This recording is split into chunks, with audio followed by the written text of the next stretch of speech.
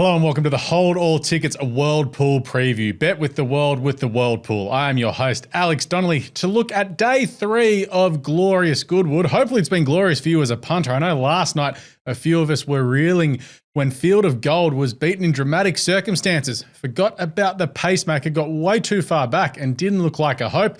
And Resilient, he's run second again and got so close, and he's running quite well.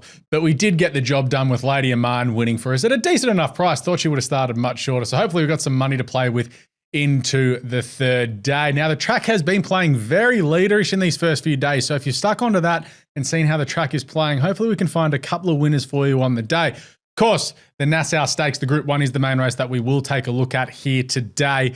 And look, very interesting race. I know there's only 5 runners here over the 2,000 metres, but it is very interesting. Of course, Whirl's going to be your favourite, very short there. See the Fire coming off of her Ascot run. Bedtime Stories there. And Sir Scene, who was good winning last start in the Coronation Stakes and running line in there as your outsider. But look, for a bet here, because Whirl's going to be very short, I think an exacta with Whirl to beat See the Fire is the way to go.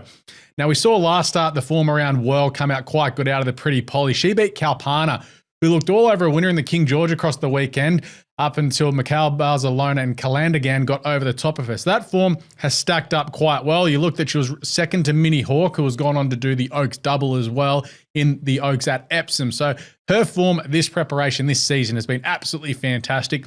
2,000 metres has shown last start. She was really strong there. And it wouldn't be a shock to see Ryan Moore take up the lead again with her.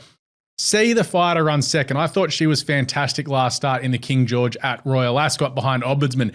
She was really well back that day. I was there for it. There was an absolute ton of money for her, and that had come after a big win at York the start before. So look, she does drop back from taking on the boys to just taking on a Fillies and Mares Group 1 here. So she does look to be reasonably well placed, but I just think that the weight pool that Whirl's going to get off of her, it's not much, but it's a little bit. I think that'll come into play here. And I think with Whirl up on the speed, kicking away, she should prove too strong for See the Fire. And I think that is a great bet this evening. Our other bet comes up in race number 3. It is the Hong Kong Jockey Club World Pool Golden Stakes. Of course, bet with the World Pool across this weekend. Goodwood, and of course, there's some races coming across your way from Germany with the German Oaks this weekend. But look, we talked about this on the big preview with Ben from Square in the Air. We're pretty keen on Merchant to get the job done here. This 3-year-old colt by Tiafolo was absolutely awesome when winning at Royal Ascot there. He stepped up in distance to a mile 4 last start, which is what he stays at here. Well, it's a bit shy of that, close enough, as we should say.